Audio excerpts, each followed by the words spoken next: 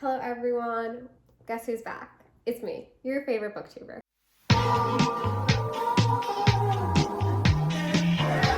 It's been a couple of weeks since my last upload. I went to LA in July, and though I had the time, I didn't think the lighting where I was staying was the best, so I didn't film anything.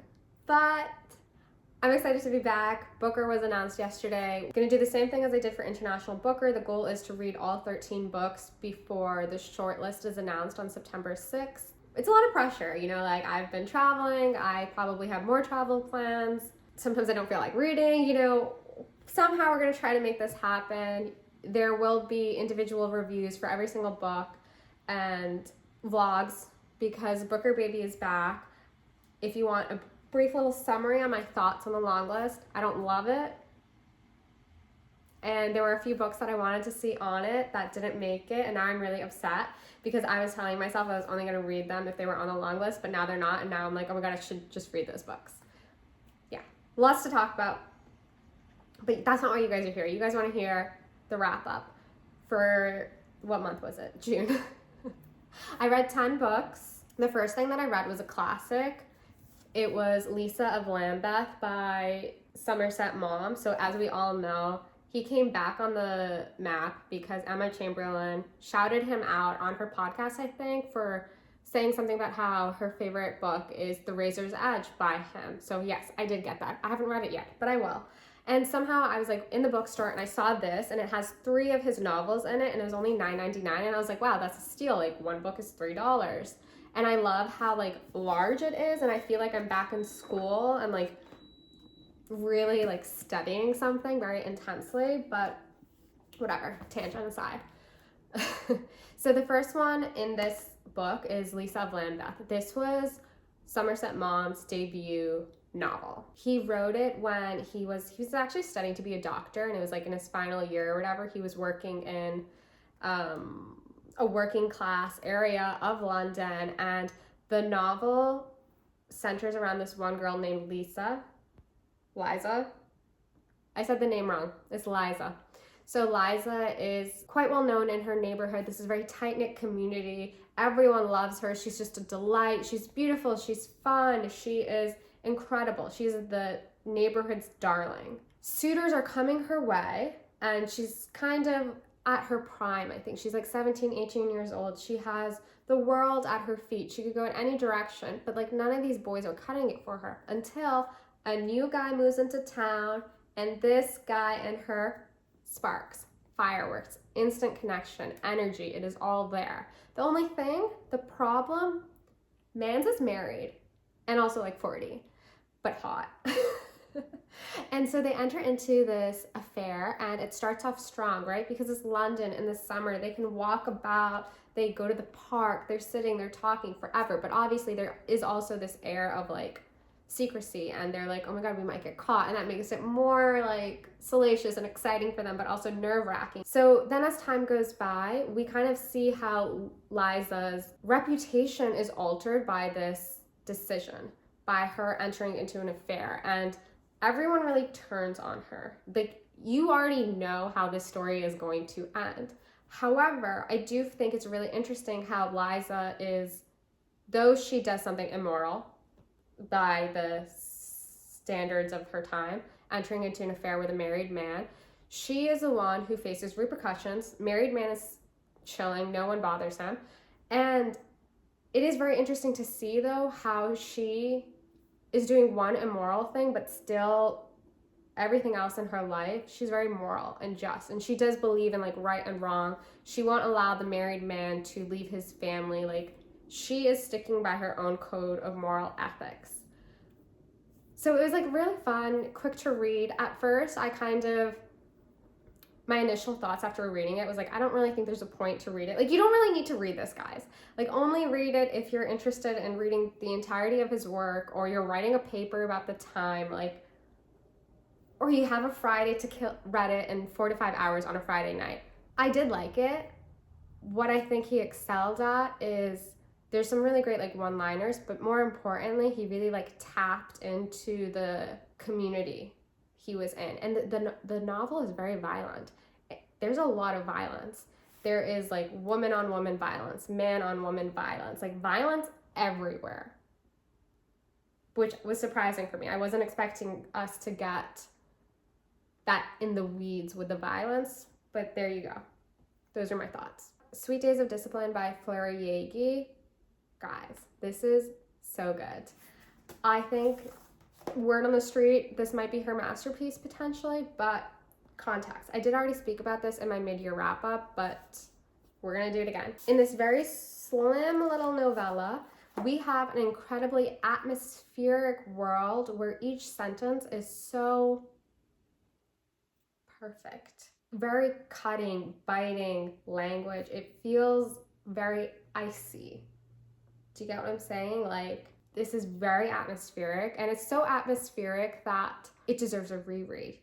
You really want to ponder each and every sentence, but let me tell you what it's about. So it's very inspired by her own life. Fleur Jaeggy spent most of her childhood and like early teenage years in boarding school in Switzerland, and as such, our narrator has done the same thing. So we really see how she reflects upon the constraints that are placed on children. Like, she is young, she is female, she sees what is expected from her, what does it mean to be a child. Like, there's an obsession with death and desire and cleanliness and discipline, and though there are times where you might be like, oh, this is very dramatic, it's still so truthful, because I do think it's a very accurate description of girlhood and kind of finding your place in it. But I wouldn't say this isn't a coming of age novel. This is more so like a reflection on that very brief time in her life and her friendship, sapphic undertones, with another girl who comes to boarding school late, and to see how their personalities are so different, but also they are concerned with the same things, but how they come about it is very different. Did that sell you on it? It might not have, but I do think it's worth picking up just to see how Fleur writes, because she writes really well. Then I read Lapvona by Ottessa Moshfegh. I have been going on and on and on about that book. I've done a vlog, I've done a review, I chatted with Jalen from the bar in the bookcase, I talked about it in that mid-year tag. Like, we've done a lot. You're probably sick of me talking about it. Very brief summary. It's an exploration of faith and corruption within a medieval village. However, this isn't a historical novel. It feels very contemporary. It's exciting. It's very pacey. Things are moving along quite fast. There's a lot of humor to be found in it. It's a lot of fun. Read it. Let me know your thoughts. I read Homesickness by Colin Barrett. This is a collection of short stories, and these were very good. I know there's a lot of, there's pro short story people. There's, what is the opposite of anti short story people on the internet. I, as I mentioned before, fall in the middle, but I do think that this collection is very successful. Why this short story collection is successful is because Colin has turned his lens to his people. He is Irish. These stories are about Irish people. The banter, the cadence of the language, the concerns, the setting, it's very rooted in that place in culture. So it's good for that reason. It doesn't feel very vague and nebulous and whatever. Like, you're interested because there's a lot of like color to these stories. And I would say that each short story is kind of very character focused. And what I found so interesting is that they all are actually concerned with death and loss in a very interesting way that doesn't feel very obvious. At least that was like the main takeaway for me. But I would say that considering the short story that Colin decides to end this collection with, it ends on a hopeful tone. I kind of wanted it to end on a different short story because I was like, oh, like that's dark and bleak. But no, Colin is giving us hope. And I do think you should read this if you like short stories because they're funny and very focused, as I've said more than once at this time. Then I fell into a little bit of a reading slump. I don't even like to talk about those, but it happens. And I just wasn't in the mood for reading. And to get out of it, I decided to reread Sweep by Cate Tiernan. There's like 12 or 13 books in the series. I only read about 6 of them because though I like the series as a whole, I find the first half a little bit more exciting and they're very easy to read. I think I read it in less than a day. And it basically tells a story of this young girl, Morgan, who is like in upstate New York, and she comes from a very Catholic family, and this new boy comes to town and he invites her and a few of the other kids to, you know, get to know him more, and they do some magic. And she discovers Wicca, and turns out she was adopted, and like, oh my god, what happened to her parents? Where is she from? Wow, she's so powerful. Where is this going? What's happening? Oh my god. Yes, it's fun and easy to read, and I wish it was longer, but it's not. Whatever. Then I read The Novelist by Jordan Castro. This is giving autofiction, but I think this is art fiction. What? Yes. Why do I say that? This novel is actually centered, focused thematically on the internet and how just it is there. It calls to us. You have something you want to do. In this case, the novelist wants to write a novel, but somehow he can't, because the internet is just calling his name like a siren. He turns to the internet and loses himself. And it's very believable because we all do it. You tell yourself you're going to work on your novel, you're going to work on your paper, you're going to work on whatever, you're going to start something. But what happens? You either turn to like Instagram, Twitter, TikTok, YouTube, whatever it may be. You just keep on going back to it. Even when you're sick of it, even when you're like, oh, this is trash, I don't want to do it. It is so compulsive. That's what reading this is about. There is also a lot of bathroom stuff, so I would like warn you. It's like intense, but I really just liked how this was a good internet novel, in my opinion. Like, I feel like a lot of internet novels kind of have to do something, like they go a bit too whimsical, or they make things into a bit of a farce because they add a twist into it. Like, oh, they all just feel so fake and dumb. That's my honest opinion of some of these. But I liked this because this felt believable, relatable, and real. Then I was in the mood for a little novella situation, and I had gone to the bookstore. This is when I went to, oh, by the way, guys, I saw Ottessa Moshfegh speak in Cambridge, Massachusetts, and I went to the bookstore, the Harvard Coop or whatever, and was trying to kill some time, and I found this and a few other books. This is Patriotism by Mishima. It is so slim. Look at this. But it's really good. This tells a story of a young soldier whose friends have done something bad, his other friends in the army. And he will have to go find them, or what he decides to do instead is to kill himself. And his wife also agrees to do the same thing. So it's like one of those double suicide or it's not love kind of stories. However, like, it's really good. And very powerful and gripping and beautiful and sexy. It's just good. It is so good. I read Grimus by Salman Rushdie. This was Rushdie's debut novel, came out in the 70s. This was a buddy read with Kiran, and it took me a while, but I finally finished it. This story is kind of wild because it is of the time. And I do think that you can see, in my opinion, I did read an article where it was like saying that most critics don't like this book. They say you don't really see, you can't find the seeds of where like Rushdie's work is going to take him. I personally think they're wrong. I do think that you can see just the kernels of like his style, his interests in here. What this novel is about, it's weird. It's very weird, I'm not gonna lie. There is incest and violence and a lot of sex. Like, it's weird. I'm always so impressed by his work because he pulls these brilliant references. And so he was inspired by The Conference of the Birds, which was like this Sufi epic poem that I partially read in university. I didn't finish it. So I kind of had an idea of like, okay, what is the Conference of Birds and like, what are we doing here? But what this story does is our main character, he's the anti-hero. He is kind of useless. Death follows him wherever he goes. He's so malleable and he's not very active. He doesn't have a whole lot of agency. He's just kind of going where things take him. And very early on in the novel, he consumes a liquid which ensures that he will never die.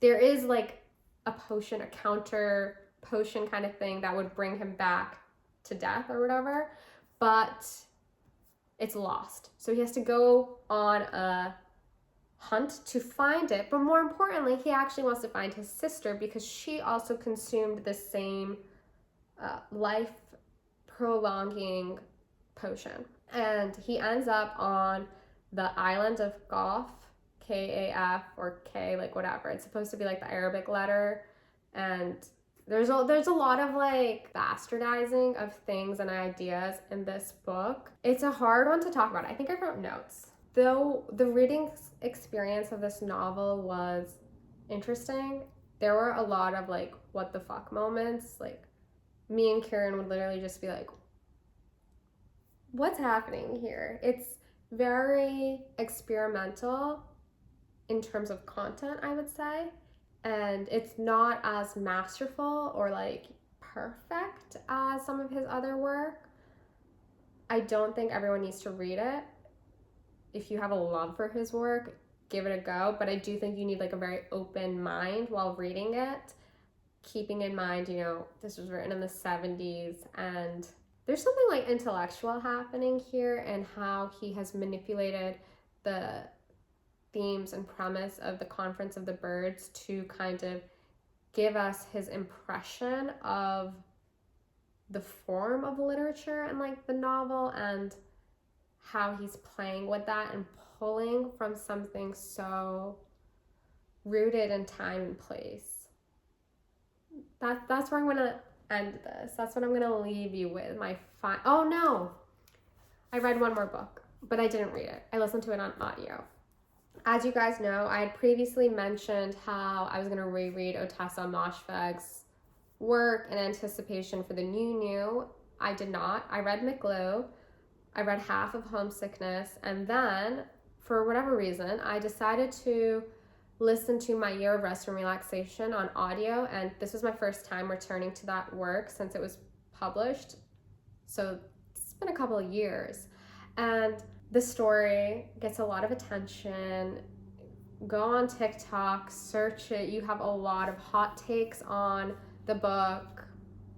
There's a lot of discourse around the novel. My second time reading it, I was actually really impressed by it. I had a lot of empathy for our unnamed narrator, which is kind of a wild thing to say because she's quite privileged. She's quite callous. She doesn't want to get in touch with her emotions, and she's very cutting and biting.